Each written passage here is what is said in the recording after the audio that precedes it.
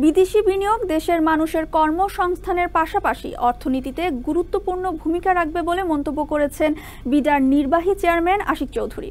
সকালে চট্টগ্রামের লালদিয়াচর ও বে টার্মিনাল প্রকল্প পরিদর্শন শেষে একথা বলেন তিনি। জানান, সারা বিশ্বে বিখ্যাত যেসব প্রতিষ্ঠান বন্দর অপারেট করছে তাদের নিয়ে আসা হচ্ছে বাংলাদেশে।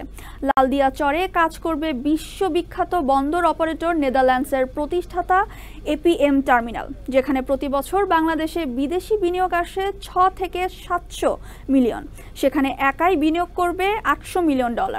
এছাড়া বাংলাদেশের ইতিহাসের সর্ববৃহৎ প্রকল্প বে টার্মিনাল নির্মাণে ইতোমধ্যে 8 থেকে 10 বিলিয়ন ডলারের বিনিয়োগে এগিয়ে এসেছে বিশ্বব্যাংক।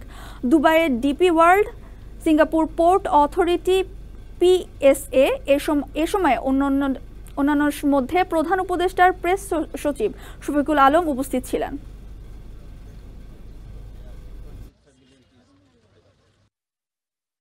It is just not a port. এটা বাংলাদেশের মানুষের হাজার হাজার মানুষের কর্মসংস্থান, তাদের টোটাল ইকোনমির যে ডেভেলপমেন্ট, এই পুরোটাতে একটা এক্সেপশনাল ভূমিকা রাখবে। একটা প্রজেক্টে যদি আমাদের $800 মিলিয়ন এফডিআই আসে এবং এপিএম এর মতো একটা ভালো কোম্পানি থেকে, সেটা আমাদের দেশের ইকোনমির জন্য এবং ওভারঅল আমাদের ফাইন্যান্সিয়াল হেলথের জন্য ইজ ভেরি ভেরি ক্রুশাল।